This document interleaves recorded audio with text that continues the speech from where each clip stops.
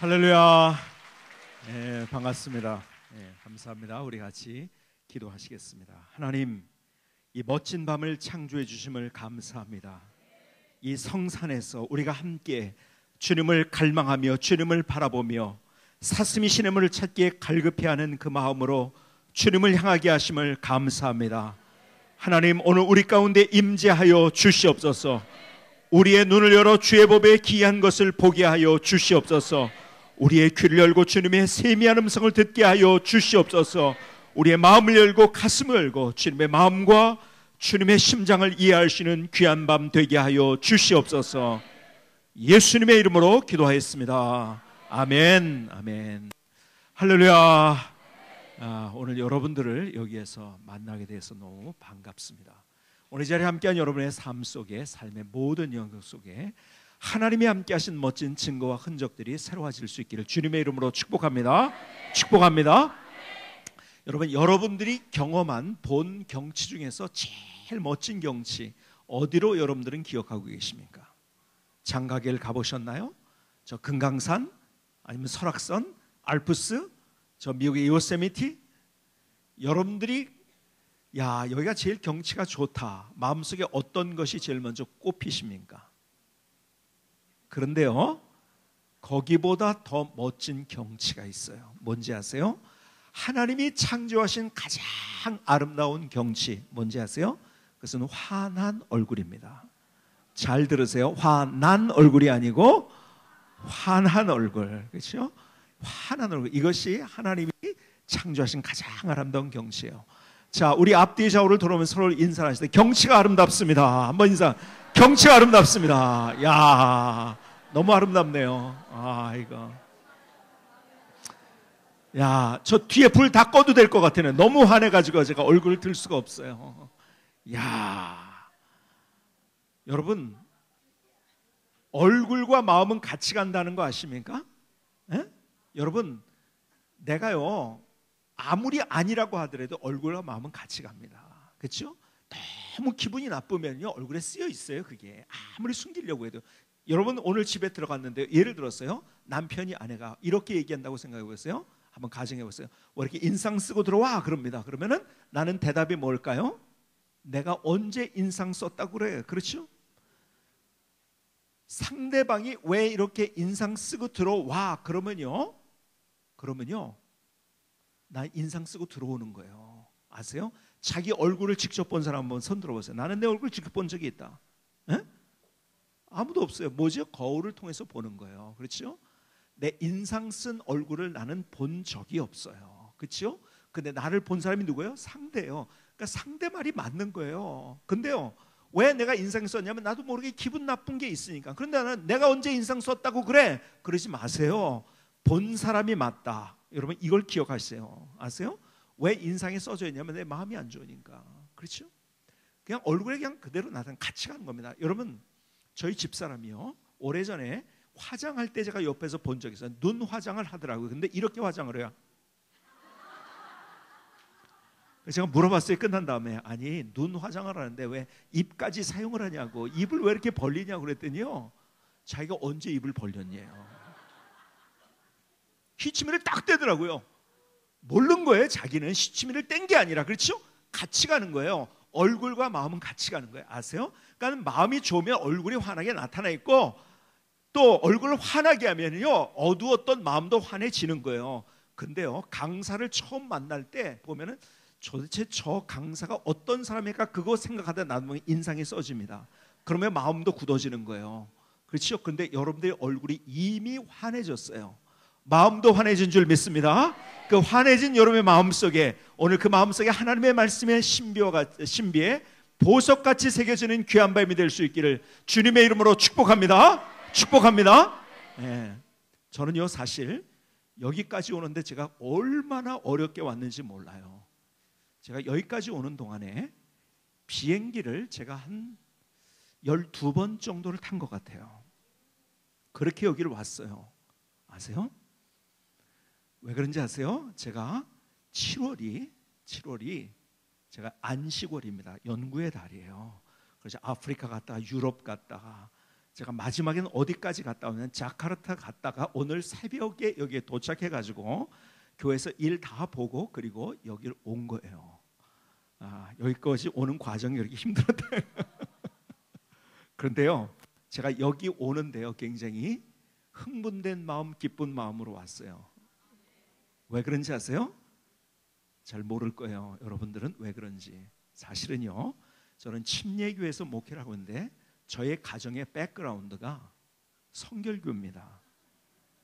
성결교도 보통 성결교가 아니라 저의 큰 할아버님, 저의 할아버님의 형님, 저의 할아버님이 형님은 목사가 돼야 된다고, 내가 뒷바라지 다 해주겠다고 신학을 공부하고 그리고 부모님까지 저희 할아버님 해가지고 우리 큰 할아버님, 그러니까 할아버니 형님의 은사가 있기 때문에 목회를 해야 된다고 해가지고 다 뒤를 서포트 해가지고 목사님이 되셨어요. 그런데 어느 교단 목사님이 되셨냐면 성결교회 목사님이에요. 그런데 그 성결교회 중에서도 여러분이 아시는지 모르겠는데 저희 큰 할아버님이 장충당 성결교회를 개척하셨고 6.25 때 납북이 되셨습니다. 그때 큰 사건이었는데 성결교회 목사님, 주요한 목사님들이 다 중요한 목사님들이 다 납북당하셨는데 한날에 그래서 몇 년 전에 50주기 추모 예배도 같이 드렸었는데요. 그때 그 당시에 독립문 성결교회 담임 목회를 하실 때였어요. 그랬다가 공산당에 의해서 납북당하셨어요. 그 다음에 이제 생사를 모르는 거죠. 어떻게 됐는지를. 그래서 항상 늘 마음속에는 제가 어떤 마음, 그리고 저희 할아버님이 성결교회 원래 장로님이셨고 근데 침례교 선교사님을 만나가지고 같이 거기서 성경 공부하고 신앙생활 하다가 이제 신학을 공부하게 되고 그래서 이제 침례교 목사가 되셨지만은 사실은 그 뿌리가 뭐냐면 성결교입니다. 그래서요, 제가 여기를 오고 한 목사님을 만났는데요, 가족을 만난 것 같이 기쁘더라고요. 너무너무. 그래서 사실은 제가 다른 교단의 집회를 많이 가는데 거의 성결교회는, 물론 이제 미국에 있는 교회들, 제가 사실은 또 성결교회하고 연관이 있는 게 뭐냐면 미국에서 제가 공부하는 동안에 지금 뭐 교단은 성결교단이지만 성결교 출신이죠. 교단은 이제 거기에 미국에 있는 그 교단이 됐으니까요.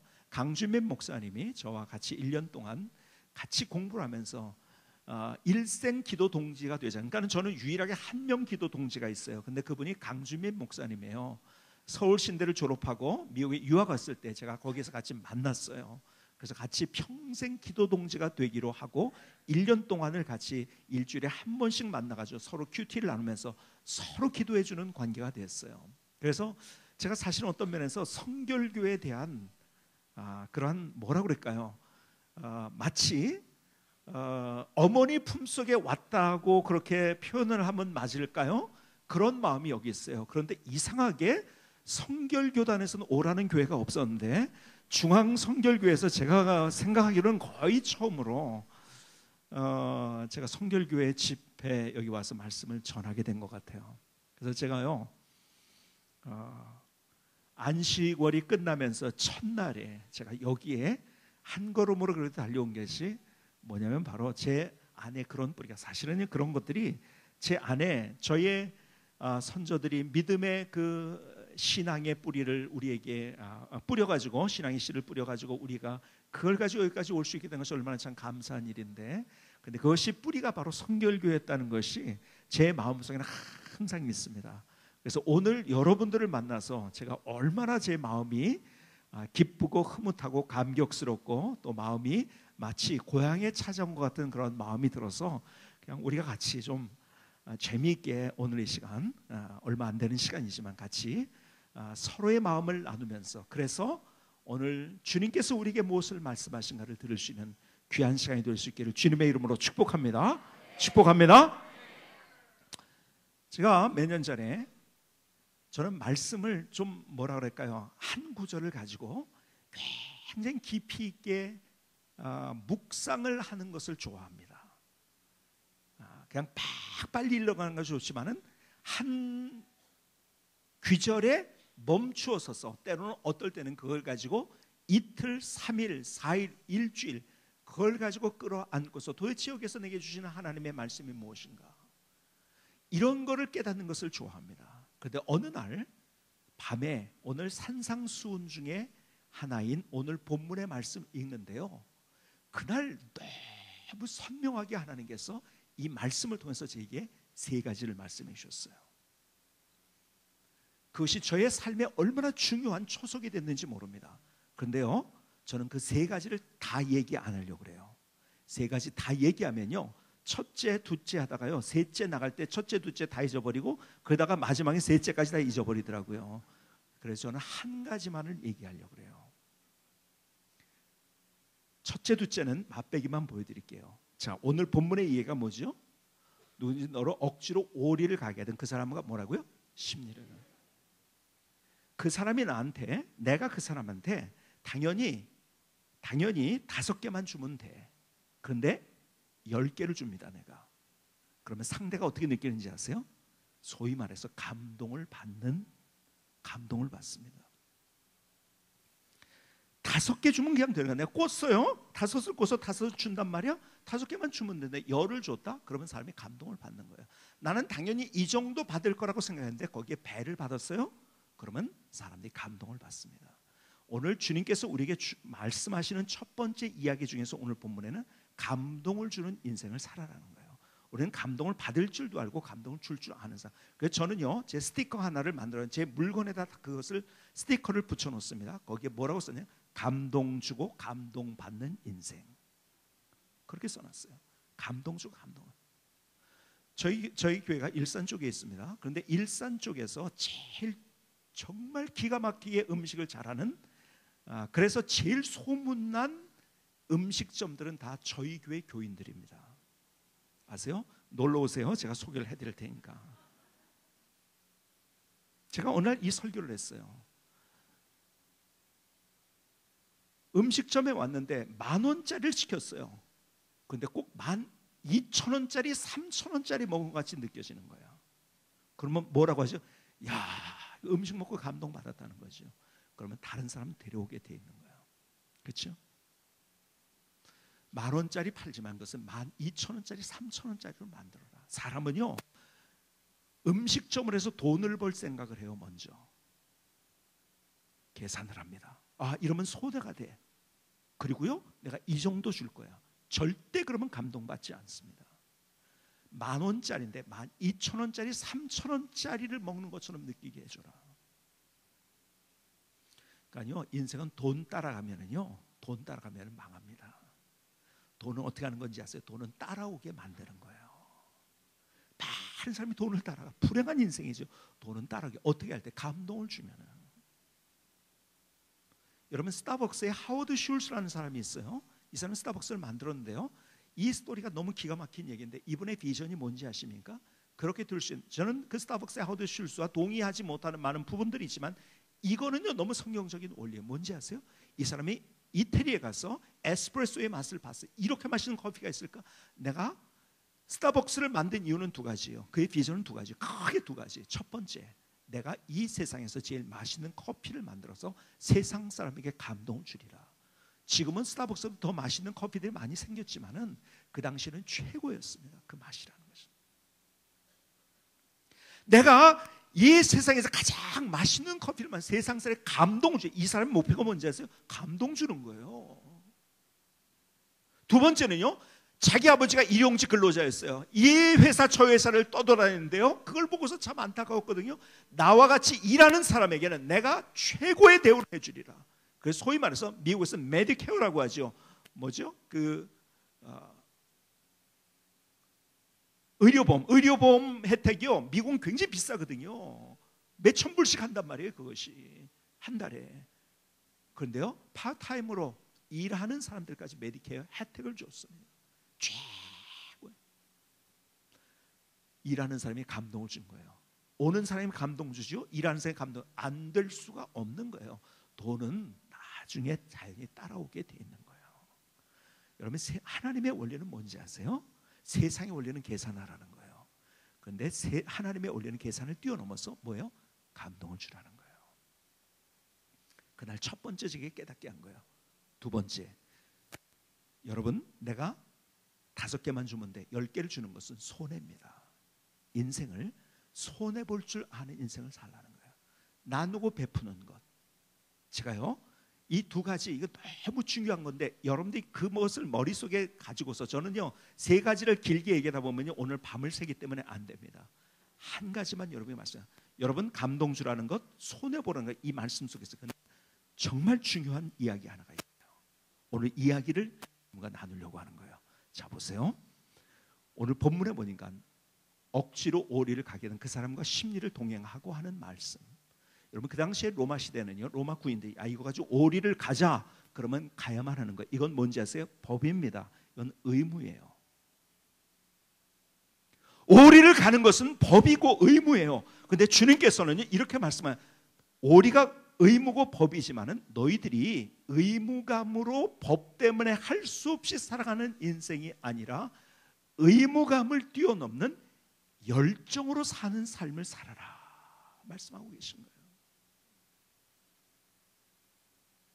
의무감으로 할 수 없이 사는 인생이 아니라 오리 가는 건 의무예요. 그런데 그 의무감을 뛰어넘는 열정으로 사는 삶을 살아라. 똑같은 일을 해요. 근데 어떤 사람은 피곤해요, 따분해요, 힘들어요, 불행해요. 왜 그런지 아세요? 할 수 없이 그 일을 하고 있으니까요. 왜 그런지 아세요? 의무감으로 그 일을 하고 있으니까요. 피곤하죠. 그런데 똑같은 일을 하지만 어떤 사람은 그것 때문에 기뻐요, 힘이 나요, 네, 행복해요. 왜 그런지 아세요? 열정으로 그 일을 하고 있기 때문에. 오늘 주님께서는 오리 가는 거 의무다, 그러나 의무감을 뛰어넘는 열정으로 사는 삶을 살아라는 말씀을 우리에게 주고 계세요. 저는 헨리 포드의 얘기를 너무 좋아합니다. 헨리 포드가 이런 얘기를 했어요. 열정이 모든 발전의 토대다. 열정이 있으면 업적을 이룰 수 있지만 열정이 없으면 변명만 남는다. 열정이 모든 발전의 토대다. 열정이 있으면 업적을 이룰 수 있지만 열정이 없으면 변명만 남는다. 왜 변명하는지 아세요? 열정이 없어서 그런 거예요. 제가 몇 년 전에 결혼식을 주례를 하러 갔는데요, 결혼식 주례를 마치고서 내려오는데 거기에 직원이 나를 막 쫓아가지고 목사님 한 번만 더 주례를 해주세요 그러는 거예요. 저는 주례할 때 미리 다 교육을 하고 그러고서 주례를 하는데, 아니 갑자기 주례를 해달라니 왜 그런가 봤더니요, 딴따다다 하고 들어가려고 하는데 신랑 신부가 시간이 됐어요. 근데 누가 없는지 아세요? 주례자가 없는 거야. 주례자가 도착을 안 한 거예요. 얼마나 안타까운 일입니까? 그래서 안타까우니까는 이거 뭐 어떡합니까? 도와줘야죠. 그래요, 알겠습니다. 그러는데요, 이분이 또 하는 얘기가 뭐냐면, 목사님 그 사람들은 교회 안 다니는 사람이니까 절대로 하나님에 관한 얘기, 성경에 관한 얘기 하지 말고 주례했으면 좋겠어요. 그렇게 해주세요. 그런가? 내가 알았다고 그랬어요. 내가 한다 안 한다는 안 한 거잖아요. 그렇죠? 알았다고만 그랬지. 그렇죠? 알았어요. 제가 그랬죠. 그 바로 2년 전에도 이런 일이 있었어요.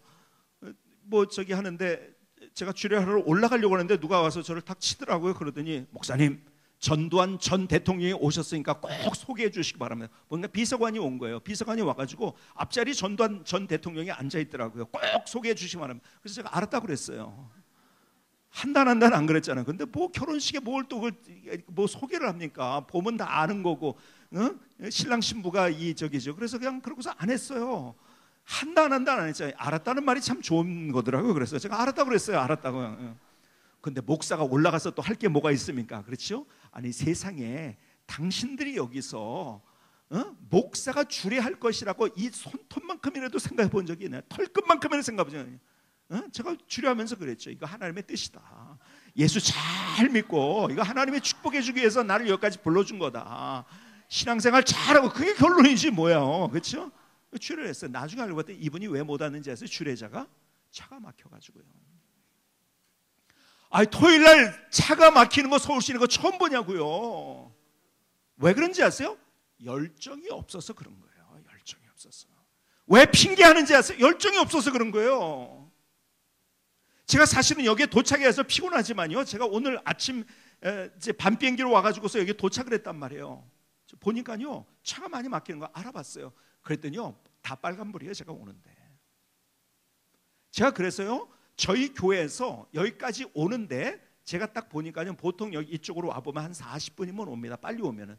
그냥 천천히 와도 50분이면 오는데, 제가 1시간 반 예정을 하고 여기를 왔어요. 아니 여기를 오겠다고 딱 해놨어요.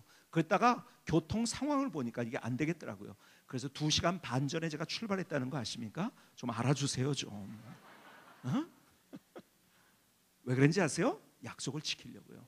일찍 오면 그러면 어떡하? 저 솔직히 얘기해서 내가 목사님한테 말씀 안 드렸는데 저 굉장히 일찍 왔습니다. 여기. 아니 제가 올 때부터 바로 전까지 빨간불이었는데요. 뻥뻥뻥뻥 돌리기 시작해가지고요. 저희 우리 같이 여기 저를 운전해주고 왔지만요. 제가 그래서 여기 잠깐 서가지고 제가 차 안에서요. 저는 항상 책을 한 권 가지고 다닙니다. 그래서 책 한 권을 딱 읽으니까 여기 딱 오니까 시간이 딱 맞더라고요.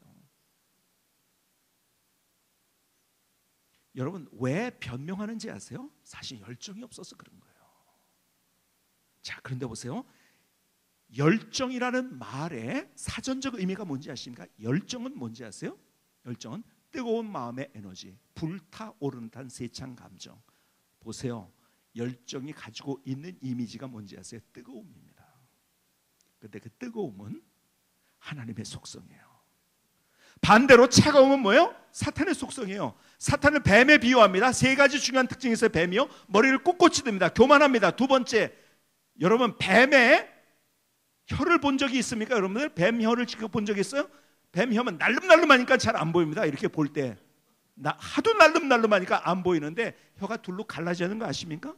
둘로 갈라져. 한 입으로 두 말 하는 게 사탄의 속성이에요. 이것이. 마지막 정말 중요한 것, 뱀은요 냉혈 동물입니다. 차갑습니다. 뱀을 냉혈 동물이라고 얘기합니다. 싸늘합니다. 사탄의 특징은요, 사탄의 특징은 차가운 거예요. 내가 마음이 썰렁하게 차갑게 팔짱 끼고 있다고 한다면 내가 아무리 아니라고 우겨도 나는 사탄의 지배를 받고 있는 거예요. 여러분 하나님의 은혜는요 뜨겁게 우리가 나타납니다. 여러분 하나님의 은혜를 경험하는데 아주 얼음장처럼 차갑게 흐르는 사람, 경험한 사람은 손 들어보세요. 그런 분 있습니까? 그런 분 없어요. 그렇죠? 너의 마음이 뜨겁지 아니하더냐. 너의 마음이 뜨겁지 아니하더냐. 하나님의 속성은 뜨거움이에요. 그 열정이 하나님의 속성이라는 거예요. 하나님의 속성. 우리가 이 뜨거움, 그러니까요 우리가 어떤 일을 하더라도 할 수 없이 내가 오리 가야 되니까 가는 인생은요 불행한 인생이에요. 힘든 인생이에요. 피곤한 인생이에요. 그러나 의무감을 띄워서 열정으로 사는 인생은 행복한 인생인 거예요. 그 열정의 중요한 가지고 있는 속성이 뭐냐면 이 뜨거움인 거예요. 저는요 하나님께서 이 시대에 우리 민족을 사용하기 위해서요 우리 민족의 모든 문화까지 준비해놨다고 저는 믿는 사람들이에요. 참 우리 민족에 가지고 있는 이 문화와 이 모든 것들이 이 시대를 위해서 하나님이 다 준비하신 거예요.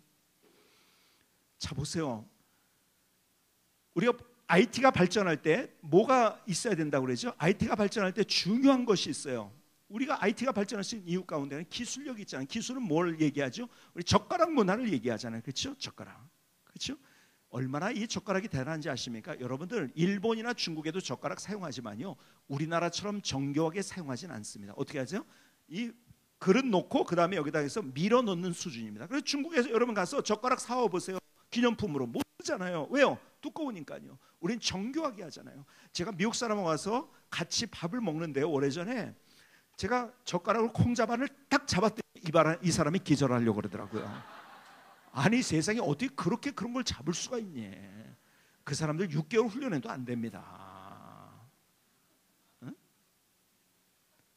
아니 우리는 그 정도 아니잖아요. 그 어디야 김치 속에 빠져 있는 머리카락을 그걸로 잡아내는 데면 콩자반쯤이야. 그게 뭐. 아니 김치를 그걸로 찢어 먹는 사람들인데요. 아니 어떤 사람은요 그 젓가락으로 날아가는 파리를 잡았다는 전설도 있더라고요. 참 대단한 민족이 기술력이 있는 거예요. 우리가 여러분 IT가 발전하기 위해서 또 중요한 게 있죠. 뭐가 필요하다고 그러죠? 깨끗해야 됩니다. 여러분 이 IT 공장에는 먼지 하나 있으면 안 되는 거예요. 먼지 하나가 있으면. 근데 우리나라처럼 깨끗한 나라가 있을까요? 세상에? 여러분 신발을 벗고 자기 방에 들어가는 나라가 몇 나라 있을까요? 아니 물론 신발을 아예 안 신어가지고 그렇게 들어가는 사람이 있지만은 신발을 신고 다니는 나라 중에서 자기 방을 들어갈 때 신발 벗고 들어가는 나라 몇 나라 있을까요? 여러분, 제가 알기로는 두 나라밖에 없습니다. 어느 나라인지 아세요? 일본하고 우리나라밖에 없어요. 중국도 신발 신고 들어가고요, 다 신발 신고 들어갑니다. 그래서 미국 가가지고요, 짐 잘 못 찾을 때 막 다니다가 못 찾으면은요, 한국 사람 집에 밖에 꼭 신발이 있거든요. 신발 있는 집에 들어가면은요, 그 집이 한국 사람 집이에요. 아니면은 그 사람이 어디 사는지 아니까 또 가르쳐줘서 금방 찾습니다. 응? 그런데 보세요, 일본 사람들은 다듬이 빵이에요. 그렇죠? 여러분, 우리나라처럼 비지를 하고 뭐 베이큐음을 하고 그 다음에 뭐죠? 걸레를 가지고 먼지 하나까지 없애진 못해요. 여러분, 방바닥을 먼지 하나까지 없애는 나라는 유일하게 우리나라입니다. 여러분, 이거 한번 여러분들이 감동해 보신 적이 있으세요? 너무너무 기가 막혀요. 이런 나라가 없어요. 백이민족이고 깨끗한 것을 좋아하는 민족. 그러니까 IT가 발전한 거예요. IT가 발전해서는 세 번째 필요한 게 있죠. 뭐죠? 여러분, 융합이 잘 되는 거예요. 지금 IT 산업이라는 것이 융합의 문화라고 하잖아요. 다 지금 스마트폰 보세요. 지금 옛날에 봤던 뭐 TV니 아니면은 무슨 뭐 컴퓨터의 기능뿐만 아니라 여러 가지 날씨 하나 보려도 그걸로 다 보고요. 융합의 문화, 그렇죠? 근데요, 우리나라의 융합의 문화의 대표적인 건 뭡니까? 우리가 흔히 비빔밥을 얘기하잖아요, 그렇죠? 다 섞어가지고 것이 하나 되게 만드는 비빔밥 문화, 우리는 이 융합의 문화를 가지고 있어요. 저는요, 제가요, 우리나라 비빔밥을 제가 어느 순간에 먹고 나서요, 너무 이 비빔밥을 먹다가 혼자서 감동을 했어요. 그리고 내가 목사가 안 됐으면 내가 비빔밥 장사를 할 수 있을 것 같다. 제가요, 다 구상을 해놨어요. 비빔밥집이요, 그냥 비빔밥집이 아니라 저 마드리드, 저 부에노스아이레스, 저 상파울로, 저기 파리, 뉴욕에 있는 전 세계인이 먹는 비빔밥을 제가 구상을 했습니다. 두 가지예요. 첫 번째는 아주 싸게, 그러니까 앞에다가 마치 뭡니까? 햄버거 가게보다 더 저기하게 포장마차처럼 해가지고 싸게 하지만 그 앞에 쫙 그냥 좋은 것들을 눈으로 확인하면서 자기가 집어넣어서 먹을 수 있도록 비빔밥. 미국 사람이 흔히 얘기해서 외국 사람은 토핑이라고 하죠. 이게 위에다 얹어 먹는 것. 자기가 선택하게 하면요, 그 안에 있는 밥의 종류도 여러 가지 깨끗하게 해가지고 그 방법이 다 있는데, 하여간 이 얘기만 들으면 어떤 사람은 그렇게 하면 되겠구나, 이 아이디어가 떠오르는 사람이 있을지 모르겠어요. 그래서 싸게 한 3,000원이면 비빔밥 잘 먹을 수 있게 하나는 고급 비빔밥집, 이것을 제가 다 구상을 했어요. 혹시 오늘 제 얘기를 듣고 나가지고서 이거 얼른 감동이 돼가지고 이렇게 하면 되겠다 해가지고서 비빔밥 장사를 시작하죠. 마드리드 저 부에노스 아이레스까지 가시는 분이 있다고 한다면 저한테 로얄티를 꼭 주시기 바랍니다. 근데 비빔밥을 제가 그냥 보통 얘기하는 게 아니에요. 저는 지금 간단하게 얘기했지만요, 제 마음속엔 구상이 다 있어요, 사실은. 근데요, 왜 비빔밥을 얘기하는지 아세요? 세상에 이것처럼 성경적이고 이것처럼 복음적인 음식을 저는 본 적이 없어요. 왜 그런지 아세요? 비빔밥의 마지막에 뭐가 들어가죠? 고추장이 들어가요. 예수님의 보혈이 거기에 담겨져 있더라고요. 야, 이런 게 있을까요, 세상에? 아니, 여기서 끝났으면 제가 아예 얘기도 안 했어요. 여기서 끝난 게 아니에요. 마지막에 또 하나 뭘 집어넣죠? 참기름을 집어넣잖아요. 성령의 기름 부으심까지 있는 거야. 야, 세상에 이런 음식이 있을까요? 내가 그래서 비빔밥에 필이 꽂힌 거예요. 기도하면서 전도하면서 장사하는 비빔밥집. 혹시 더 궁금한 분이 있으면 저한테 찾아오면 제가 더 자세히 가르쳐 드리겠습니다.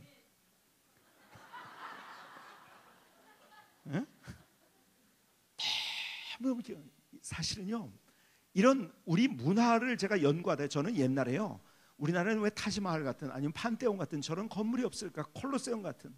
근데요, 저는 비원을 지금 봄, 여름, 가을, 겨울에 꼭 갑니다. 창덕궁이에요. 왜 그런지 아세요? 너무 멋있어요.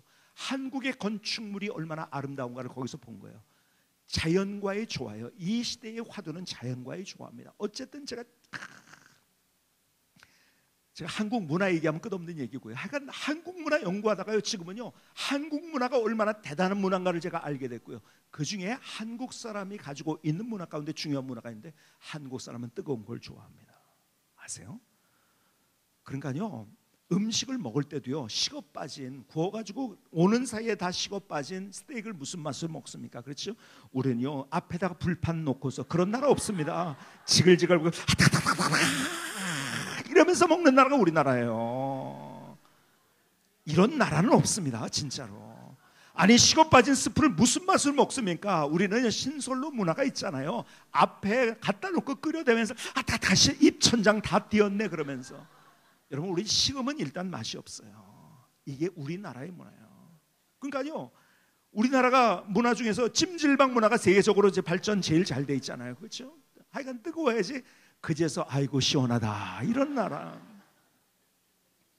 여러분, 우리나라는 뜨거운 걸 그러니까는 음식도 그래요. 우리는 매운 걸 좋아합니다. 제가 멕시코 한인교회 집회를 갔어요. 현지 음식을 먹는다. 멕시코 음식이 맵다는 얘기를 들어가지고요. 매운 걸 기대하고서 제가 갔어요. 매운 걸 기대하고 갔는데요, 하나도 안 매워. 그래서 이거 좀 더 매운 거 없냐고 제가 물어봤어요. 그랬더니 웨이터가 무슨 소스 하나를 갖다 주는데 그거를 쳐서 먹었어요. 먹었는데 너무 맛있는 거야. 그런데요, 뭐가 여기 이렇게 쭉 있는 것 같아. 계속해가지고 먹다가 이렇게 고개를 들어보니까 웨이터가요, 저를 처음부터 끝까지 저를 보고 있는 거, 먹는 거를. 왜 보는지 아세요? 제가 이렇게 보니까 왜 이렇게 보냐고 그랬더니, 아니 어떻게 그렇게 매운 걸 그렇게 많이 넣어서 먹네요. 어? 자기는 매워서 그런 거 못 먹는데요. 아니, 우리는 그 정도 아니잖아요. 뭡니까? 그냥 매운 청양고추를 아작아작 먹을 뿐만 아니라 그 매운 고추를 매운 고추장에 찍어 먹는 나라는 우리나라밖에 없을 거예요. 세상에 이런 나라가 있냐고요. 그러니까 맵다는 것은 영어로 얘기하면 핫입니다. 뜨겁다는 거예요. 아세요? 우리는 뜨거운 걸 너무 좋아해요. 지금으로부터 10년이 조금 넘어서 10년 정도 된 것 같은데요. 10년이 조금 넘었네요. 12년 정도 됐네요. 미국의 가장 큰 선교단체가 IMB라고, 뭐니까 미국 남침례교회 해외 선교회입니다. 지금 한 3천 몇백 명의 선교사를 파송했는데 그 모든 풀 서포트를 다 합니다. 하여간 모든 것을 100% 거기 단체에서 그냥 다 하는 거예요. 미국 남침례 해외 선교는 세계에서 가장 큰 선교단체예요. 근데 그 대표하고 한국에서 대표하고 미국 목사님들 목회하는 분들 가운데서 이렇게 해서 세 그룹이 같이 모여서 미션 서밋이라는 모임을 했어요. 하와이에서 만났는데요, 그때 IMB 총재가 제리 랭킹이라는 사람인데요, 이 사람이 사실은요 바쁘다고 우리 만나주지도 않던 사람이에요. 그날 거기에 왔는데 이분이 짐 슬랙이라는 사람 연구원을 대동해서 와가지고 왜 우리 한국이 이 지구상에서, 자기들은 중국이라고 생각했대요, 왜 한국이 세계 선교의 중심이 되는 이유를 논리적으로, 문화적으로, 사회적으로, 역사적으로 쫙, 저도 깜짝 놀랐어요. 왜 그런 이유를. 그러고서 이분이요 울먹이면서 그런 얘기를 하더라고요. 미국 서양 사람 중심으로 선교하던 것을 회개합니다. 그때 12년 전이에요. 눈물을 흘리면서 하는 얘기예요. 그리고 그때서부터 미국에 사는 한국 사람들 선교사로 파송하기 시작했어요. 얼마나 많이 파송했는지 몰라요. 그러면서 뭐라고 얘기하냐면 자기들은 자원도 있대요, 돈도 있대요, 경험도 있대요, 전략도 있대요, 다 있대요. 그런데 한국 선교사와 선교 현장에서 만나면 한국 선교사가 10배, 20배, 30배의 열매가 있는 것을 자기들이 봤다는 거예요. 왜 그런가? 아무것도 없어요. 정말 저렇게 해서 뭘 한다고 왔을까 하는 정도로 아무것도 없어요. 근데 하나가 있대요. 그 안에 가지고 있는 열정, 하나님을 향한 그 뜨거움, 아직도 예수 그리스도를 믿지 못하는 그 사람들 향한 그 열정, 그 뜨거움이 있다는 거예요. 자기가 그 열정이 필요하다는 거예요. 그러더니 내려가가지고 무릎을 딱 꿇는 거예요. 중간에 무릎을 꿇고서요, 내 몸에 손을 얹고 기도해달라고요. 그날 우리가 같이 울면서 같이 그분을 위해서 기도해 줬어요.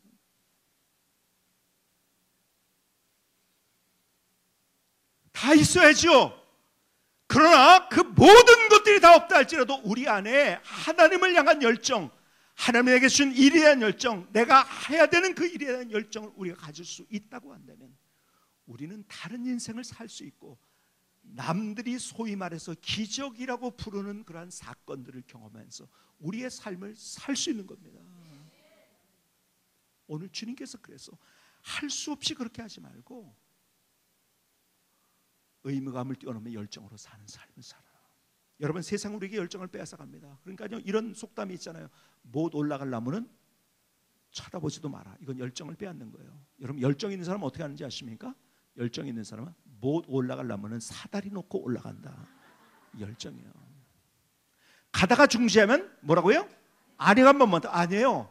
열정이 있는 사람은 가다가 중지하면 간 만큼 이득이다. 버스 지나간 뒤에 손 든다? 열정을 빼앗는 거예요. 아니에요. 열정이 있는 사람은 버스 지나간 뒤에 손 들면 백밀러 보고 선다. 이게 열정 있는 사람들이에요. 아세요? 작년에 실제적으로 했다니까. 제가 미국에서 플러싱에서 집회를 하고 같이 목사님이 우리 버스 한번 타고서 이제 차가 막히고 주차하기 나쁘니까는 버스 타고서 이제 맨하탄으로 나가자는 거예요. 그래서 맨하탄으로 가는데 바로 막 그냥 우리가 정류장에 도착하면서 동시에 버스가 출발하더라고요. 그거 지나가면 40분 기다린대요. 팍 뒤에 가서 손들었죠. 진짜 서더라고요.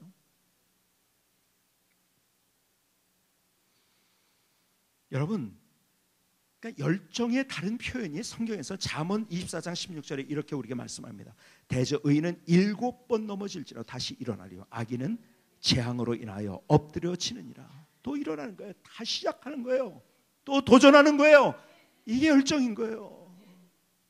그런데요, 오늘 여러분에게 드리고 싶은 진짜 열정이 뭔가, 성경에서 얘기하는 열정이 무엇인가? 여러분, 요한계시록 2장에는 에베소 교회를 향해서 이렇게 얘기를 합니다. 들어보시겠습니까?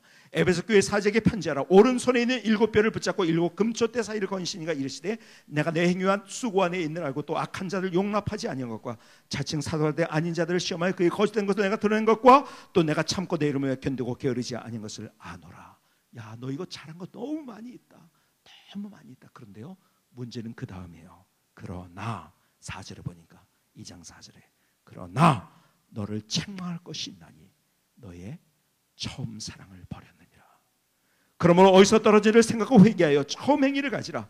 만일 그리하지 아니하고 회개하지 않으면 내가 내게 가서 내 촛대를 그 자리에서 옮기리라. 열정이 뭔지 아세요? 그 첫 마음이에요. 첫사랑이에요. 처음 행위예요. 내가 처음에는 그러지 않았잖아요. 내가 하나님의 그 은혜를 경험하는 그날 내가 내 마음이 얼마나 뜨거웠냐고요. 내가 얼마나 내 마음이 흥분됐냐고요. 내가 집사 직분을 받던 그때 그 내 마음이 얼마나 떨렸냐고요. 얼마나 뜨거웠냐고요. 제가 요 근래 어떤 전도한 한 분이 계세요. 그분이 골프장 사장을 하시는데요, 전도를 한 거예요. 근데 저희 교회가 너무 멀어가지고요, 제 친구 교회 목사 교회를 소개를 해줬어요. 여기서 신앙생활 했으면 좋겠다. 열심히 하는 2년 만에 이분이요, 집사가 직분을 받은 거예요. 어느 날 그날 12월 달이었어. 저한테 전화가 왔어요. 목사님, 너무 목소리가 떨리는 거예요. 목사님, 저 집사 됐어요. 너무 감격해하는 거예요. 제가 그랬어요. 지금 그 마음 하나님 앞에 선 날까지 간직해야 된다고. 그 설레는 마음, 그 뜨거운 마음. 내가 장로가 되고 내가 목사가 되고 내가 권사가 되고 그때 내 마음이 얼마나 떨렸고 얼마나 설레었고 얼마나 뜨거웠냐고요. 그런데 에베소 교회를 향해서 그거 어디 갔냐? 다른 그 많은 것들이 업적들이 있었지만 그러나 그 첫사랑, 첫마음, 처음 행위가 없어진 그것을 보면서 주님께서 너 그거 다시 어디서 떨어졌는지를 회개하고 다시 돌이키지 않으면은 내 촛대를 옮길 것이다. 너무 엄청난 선언을 하십니다. 우리가 과거의 훈장을 자랑해서 안 되는 거예요. 내 과거에 어떻게 했는데 옛날에 그렇게 기도했던 거 그게 아니라 지금 내가 그 마음을 가지고 있냐는 거예요. 그 열정, 그 뜨거움, 그 설레임. 저는 정채봉 시인의 첫마음이라는 시를 애송을 합니다. 한번 들어보시겠습니까? 1월 1일 아침에 찬물로 세수하면서 먹은 첫마음으로 1년을 산다면, 학교에 입학하여 새 책을 앞에 놓고 하루 일과표를 짜던 영롱한 첫마음으로 공부한다면, 사랑하는 연인들이 처음 눈을 맞던 날의 떨림으로 계속된다면, 첫 출근하던 날 신발끈을 매면서 먹은 마음으로 직장 일을 한다면, 아파트가 병이 나은 날의 상쾌한 공기 속에 감사한 마음으로 몸을 돌본다면, 개업날의 첫 마음으로 손님을 언제고 돈이 적거나 밤이 늦으나 기쁨으로 맞는다면, 세를 받던 날의 빈 마음으로 감격의 눈물을 글썽이며 교회에 다닌다면, 나는 너는 나라며 화해하던 그날의 일치가 가시지 않는다면, 여행을 떠나던 날 차표를 끊던 가슴 설레임이 식지 않는다면, 이 사람은 그때가 언제든지 늘 새 마음이기 때문에 바다를 향하는 냇물처럼 날마다 새로우며 깊어지며 넓어지리라. 이 감격, 이 영롱한 마음, 이 떨림, 이 설레임, 이 뜨거움, 우리가 처음에 가졌던 이 마음이 바로 열정인 거예요.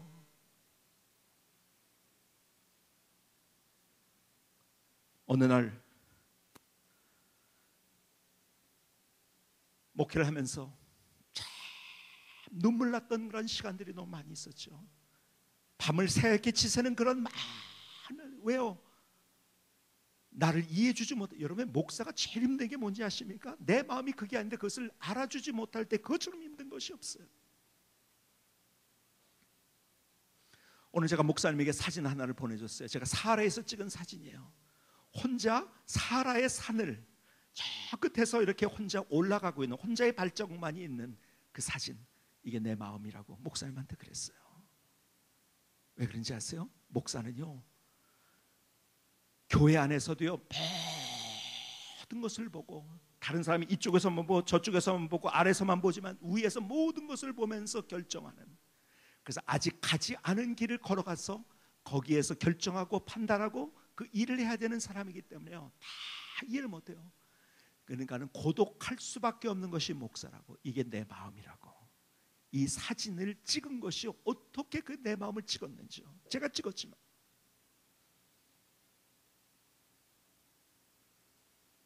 앞에서 그렇게 할 때 목사로서 내가 정말 순수한 마음을 가지고 그 일을 하는데 그걸 잘못해서 오해하는 경우들이 있거든요. 참 교회에서는요, 큰 거 가지고 오해하지 않아요. 작은 거 하지 않아요. 저는 교회에서 다 인사를 하는데 막 인사를 양쪽으로 막 이렇게 막 몰려 나오니까요, 막 인사. 어떤 사람이 저를 잡고 막 흔들면서 목사님에서 인사하는, 그러면 그 다음 사람 제가 놓친 거예요. 그러니까 그 사람은 그 다음 사람이 오면서 아유, 저 사람하고는 저렇게 하면서 나하고는 그냥 지나가네. 그렇죠? 저는요, 참 요즘 이제 그래서 요즘 제 마음을 이제 알아주기 시작하니까 우리 성도님들이 너무 고마운 거예요. 어느 날 저희 집사람한테 어떤 분이, 집사님이 와서 그러더래요.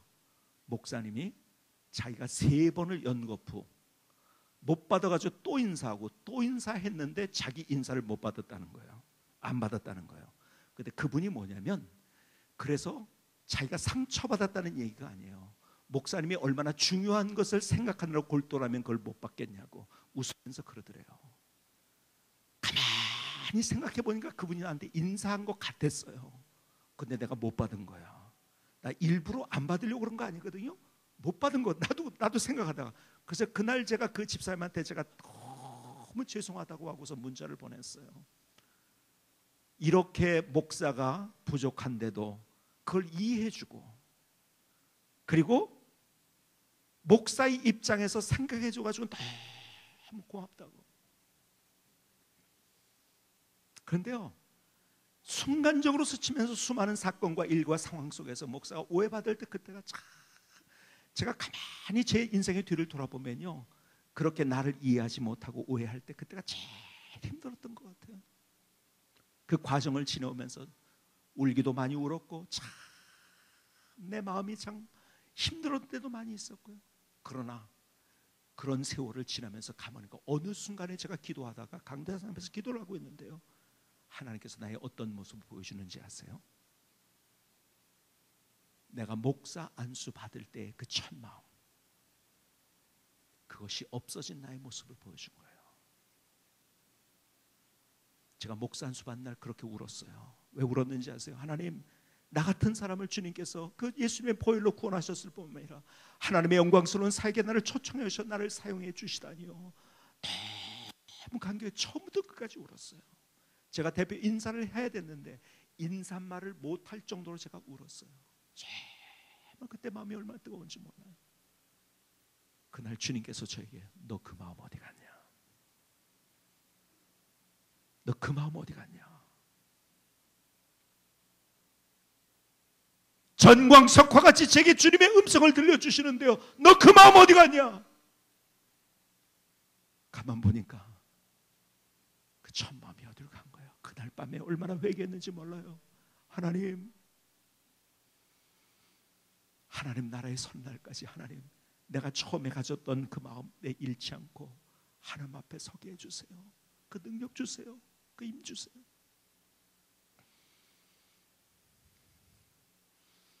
우리가 처음에 가졌던 그 마음이 있잖아요.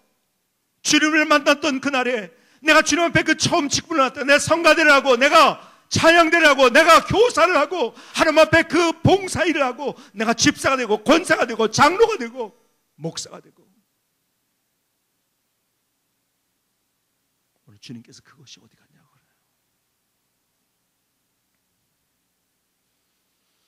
여러분, 우리가 그 첫 마음과 열정을 하는데 정말 중요한 것은요, 하나님이 우리 이 땅에 그냥 보내지 않는, 우리가 미션을 주신 거 다 사명이 있어요. 그 사명에 대해서 언제나 이 마음을 가져야 된다. 여러분, 사명이 뭔지 아세요? 사명을 찾는 몇 가지 방법을 여러분에게 말씀드릴게요. 사명이 뭔가 사명인가를 여러분들이 잘 보세요. 첫 번째, 많이 가진 거, 이게 사명입니다. 다 설명 못하지만 뭔지 모르지만 돈이 많아요. 그 사명입니다. 그게 그거 가지고 하나님의 일을 하는, 내가 피아노 치는 그런 은사가 더 많이 있으니까 사명인 거예요. 그게. 두 번째, 그걸 할 때 기쁨이 있어요. 내가 다른 사람 그거 하면서 청소하는데 너무너무 힘들어요. 난 너무 기뻐요. 사명입니다. 세 번째, 사명이 뭔지 아십니까? 네 번째, 거룩한 부담감이 사명이에요. 여러분, 아프리카 선교사를 간 사람은 아프리카에 대한 거룩한 부담, 뭔지 모르지만 마음속에 하나님께서 거룩한 부담감으로 주시는 게 있어요. 그게 사명입니다. 그 사명을 찾으시기 바랍니다. 다섯 번째, 사명이 뭔지 아세요? 사명은요, 여러분, 불평거리입니다. 보세요. 교회 왔는데요, 교사들이 아이들을 왜 저렇게 가르치는지 모르겠어. 도대체 왜 저렇게 화가 납니까? 불평이 됩니까? 여러분, 은사가 있는 거예요. 사명 받으세요. 빨리 교사하셔야 됩니다. 다른 사람 몰라요. 교회 왔는데요, 너무 지저분한 거, 왜 이렇게 교회가 지저분해? 다른 사람 몰라요. 근데 여러분들은 그것 때문에 화가 난다면 사명 받으신 거예요. 빨리 그 일 하셔야 되는 거예요. 오늘 찬양대 엘토가 어땠네, 소프라노가 어땠네, 반음이 떨어졌네, 뭐 샵이 됐네, 플래시 됐네, 막 이런 거 보이십니까? 들리십니까? 여러분, 그거에서 화가 나십니까? 사명 받으세요. 빨리 오세요. 불평거리라는 것은 내가 그만큼 거기에 은사가 있다는 거예요. 그 일을 하셔야 되는 거예요. 교회 왔는데 도대체 목사님의 목회를 왜 저렇게 하는지 모르겠어. 화가 나십니까? 불평이 되십니까? 빨리 그러면 귀신학교 가시기 바랍니다. 사명 받으셨네요. 여기서 괜히 신경질 내고 있지 마시고요, 빨리 가세요. 근데 조심은 하셔야 돼요. 제가 아는 교회, 참 좋은 교회인데요, 그 목사님이 참 대단한 분이에요. 참 좋은 목사님인데, 그 교회에 어떤 분이 계셨냐면 수석 안수이사님이 계셨는데, 이분은 어떤 분인지 아세요? 어렸을 때 수석을 놓치지 않은 사람이에요. 수석으로 졸업하고 수석으로 입학하고 그 다음에 수석 연구원이 됐고 그 다음에 교회에서는 수석 안수입사가 됐어요. 목사님이 목회하는 게 그렇게 마음에 안 들고 화가 나는 거예요. 왜 무슨 도저히 이럴 때 이렇게 해야지 왜 저렇게 하는가? 그래가지고요, 에이 내가 하지 그러고서 신학교를 가버렸어요. 목사 한 수를 받고 5년 만에 목사님을 다시 찾아왔어요. 목사님 앞에서 그냥 그대로 무릎을 꿇고 울면서 뭐라고 하는지 아세요? 목사님 용서해 주세요. 목회해보니까 알겠어요. 그때 목사님의 마음이 뭐였는지. 그렇게 울면서 목사님한테 용서해달라고 그러더래요.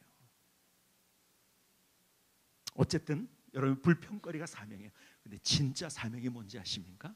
내가 지금 있는 이 자리, 그 자리, 거기가 사명이에요. 나 이 정도 할 위인 아니라고요? 아니에요. 적은 일에 충성하자면 다른 거 맡기지 않습니다. 주님이 절대로 그 일 하시는 거예요. 제가요, 목회를 하는데 너무 힘들게 목회를 저는 시작을 했어요. 사례비도 못 받죠. 뭐 하여간 뭐 1년 선배가 있는데 저를 목사라고 부른 적이 없어요. 그 사람은. 저는 우리 애가 미국에서 났는데 걔 애 이름이 앤드류예요. 미국 이름이. 그래서 애칭으로 앤디라고 불러요. 앤디 아빠라고 불렀지 저를 목사라고 불른 적이 한 번도 없어요. 저는 교회에서도 단지 앤디 아빠일 뿐이에요. 참 기가 막히게 뭐 그 얘기 하자면 뭐 그런 일이 있을까 하는 게 너무 많아가지고 다 생략하고요. 그런데요, 미국에서 제가 잠깐 섬겼던 교회 목사님이 부흥회를 오라고 저를 초청했어요. 부흥회를 갔지요. 그때 이유가 뭔지 아세요? 부흥회를 하라는 것은 2차적인 거고, 첫 번째는요, 이미 그 교회에서 저를 목회자로, 그 교회 담임 목사로 결정을 한 거예요.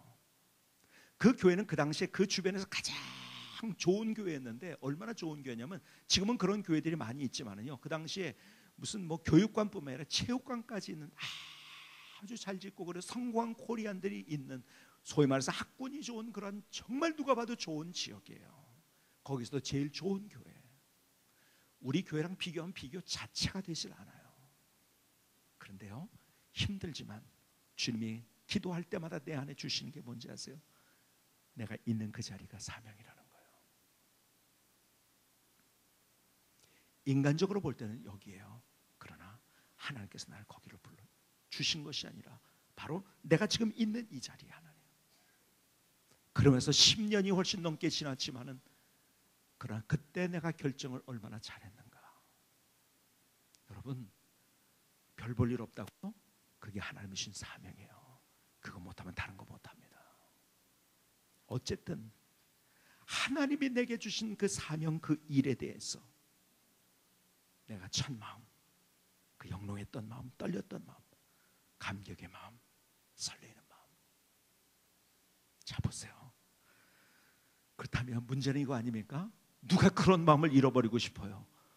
나는 언제나요, 뜨거운 열정으로, 설레는 마음으로, 감격적인 마음으로 그 일을 하고 싶단 말이에요. 누가 그렇게 안 하고 싶단 말이에요? 나도 그렇게 하고 싶어요. 문제는 뭔지 아십니까? 그게 왜 그렇게 되는지 아십니까? 내가 시도해봤는데 실패를 경험하거든요. 내가 열심히 하는데 사람들의 손가락질이 있거든요. 내가 열심히 하는데요, 사람들이 나를 왕따시키거든요. 해봤는데 안 되거든요. 내 삶에 만나는 수많은 실패와 아픔과 상처와 손가락질과 눈물과 이 모든 것들, 이것들 때문에 점점 내 뜨거웠던 그 마음, 열정이 식어지면서 그 첫 마음, 설레었던 마음, 감격적인 마음이 다 점점 어디로 온지 모르게 가고 있는 거예요. 사실은요, 누구나 뜨겁게 열정으로 그 일을 하고 싶어요. 근데 문제는 뭔지 아세요? 나의 만나는 삶의 상처, 실패, 아픔, 눈물, 사람들의 조롱, 수군수군, 사람들의 오해, 이런 것들이 내가 이런 소리 들으려고 이렇게 했나? 또 하면 또 이렇게 돼. 나도 모르게 자꾸 식어지는 내 마음.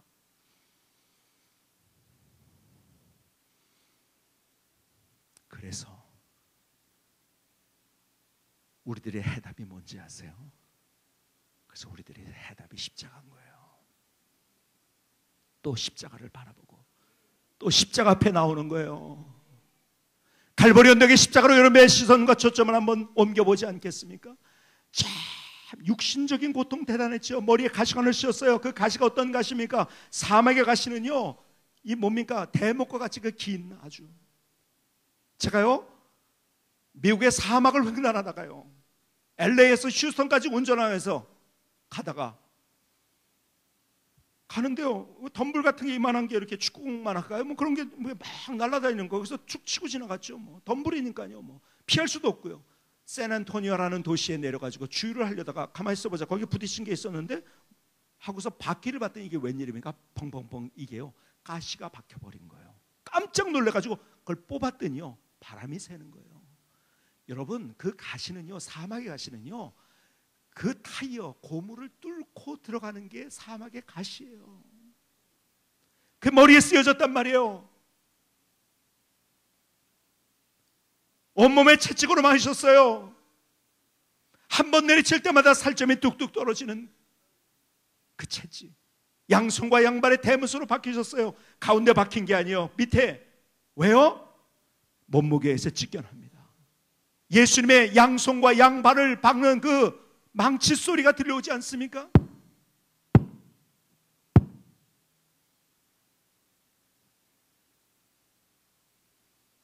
창에 찔리셨어요. 그리고 성경은 이렇게 표현합니다. 물과 피를 다 쏟으셨다고. 여러분, 의사들의 얘기를 들어봤더니 물과 피가 쏟아졌다는 말이 무슨 말인지 아세요? 심장이 파열됐다는 거래요. 심장이 찢어졌다는 거래요. 그 고통을, 우리를 살리시기 위해서, 우리를 구원하시기 위해서, 우리를 용서하시기 위해서. 그런데요, 그 육신의 고통보다도 100배, 1000배, 10,000배, 아니 셀 수 없이 더 큰 고통이 뭔지 아십니까? 정서적인 고통인 거예요. 무슨 고통인지 아세요? 모든 사람이 다 실패했다고 손가락질은 그 자리였어요. 사람들 몰고 다니더니 저 사람 실패했다고 제자들이 도망갔어요. 여러분, 배반당하셨어요. 인생을 살아가면서 배반의 아픔보다 더 큰 아픔이 있을까요? 사람들은 다 조롱합니다. 따귀에 맞으셨어요. 예수님이요, 침뱉음을 당하셨어요.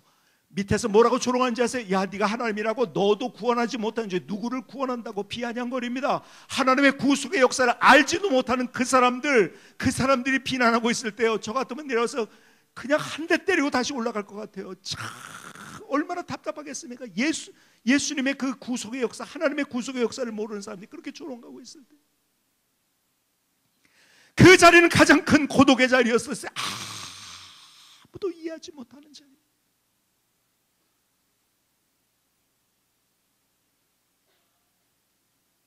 그래서 주님께서 우리를 아시는 거예요. 우리의 눈물이 뭔지, 우리의 아픔이 뭔지, 우리의 상처가 뭔지, 왕따당했다는 것이 무엇인지, 사람들이 실패했다고 손가락질하는 것이 뭔지를 주님을 아신다는 거예요. 배반당한 감정이 무엇인지, 사람들이 다 떠나갔다는 것이 무엇인지, 실패했다는 것이 무엇인지를 주님은 그분의 삶으로, 몸으로 경험하셨어요. 그래서 나를 아신다는 거예요. 성경에 보면 주님께서 보시고 아시고라는 단어가 많이 등장해요. 우리를 보시고 나를 아시는 분이에요. 근데 알되 지식적으로 하는 것이 아니라 체험적으로 그분이 경험을 하셨기 때문에 나를 아신다는 거예요.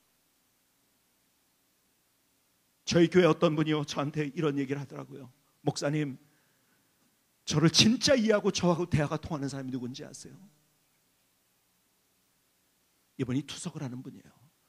하시는 말씀이, 내가 그렇게 사랑하는 가족들이지만 가족들보다 나를 더 이해하고 나를 알아주고 대화 통하는 사람이 있어요. 누군데요? 나와 일주일에 3번씩 같이 투석을 하는 그 사람이에요. 목사님, 투석하지 않는 사람은요, 투석하는 사람 마음 몰라요. 어떻게 알겠어요? 경험해보지 않았는데. 항암의 고통을 경험한 사람이 항암의 고통을 아는 거예요. 3차 신경통에 걸려본 사람이 3차 신경통의 고통을 아는 거예요. 배반당한 사람만이 배반의 고통을 아는 거예요. 그런데 주님께서 그것을 경험하신 거예요. 가장 심각한 정서적인 고통, 배반당하시고 왕따당하시고 손가락질 당하시고 가장 큰 실패의 자리에 있었던 그 주님, 그래서 나를 아시는 거예요. 주님 말씀하세요. 내가 널 알아. 가족이 몰라도 주님은 아세요. 십자가의 주님이. 형제가 몰라도 주님은 아세요. 목사님이 몰라도 주님은 아세요. 장로님이 몰라도 주님은 아세요. 다른 사람이 몰라도 주님은 나 아신다는 것. 내가 널 안다. 나를 만지시고 나를 치유하시는 것, 주님. 나를 아시는 주님. 그래서 우리는 완전히 십자가 앞에, 여러분, 다른 사람이 나에게 뭘 얘기하는 것을 내가 귀들어 듣는 것이 아니라 주님이 십자가에서 나에게 뭐라고 말씀하시는지 내가 귀 기울여 들어야 되는 거예요. 내가 널 안다고 주님 말씀하시는 거예요. 나의 상처와 나의 아픔과 나의 실패와 조롱당하는 것과 배반과 나의 정서적인 그 모든 것들, 그것 때문에 사실은요, 열정이 식어졌고 그 설레었던 마음, 뜨거웠던 마음, 그 감격스러웠던 그 마음이 어디론가 가버린 나에게 주님께서 내가 너의 그 모든 것들을 알아, 다시 만져주시고 다시 여러분들을 회복시켜주길 원하시는 거예요. 그래서 열정이라는 단어의 영어의 쉬운 단어는 패션이라는 말이지만 어려운 단어로 enthusiasm이라는 말이 있어요. 이는 안에서, 듀에즘 뭔지 아세요? 테오스에서만, 하나님 안에서 십자가를 통해서 우리가 주님의 정소에 들어갈 수 있다고 한다면 주님이 나를 만져주시고 치유해 주시고 다시 그때의 그 열정, 첫 마음, 그 설레었던 마음을 회복해 주시는 거예요. 오늘 다 주님 우리에게 사명을 주셨어요. 사명 붙들고 그 일 하다가 나도 모르게 식어져 버린 차가워진 나의 마음, 오늘 주님께서 십자가에서 말씀하세요. 내가 널 알아. 내 마음을 만지시고 그리고 나를 아시는 주님. 어느 날 기도를 하는데요, 정말 혼자인 것 같더라고요. 너무 힘들게. 그때 주님께서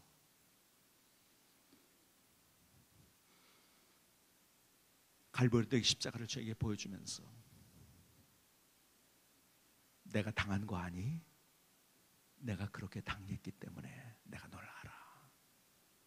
그리고 그날 밤에 나를 만져주시고 나를 치유해 주시는데요, 주님은 다 아시네요. 그날 십자가를 다시 만났어요.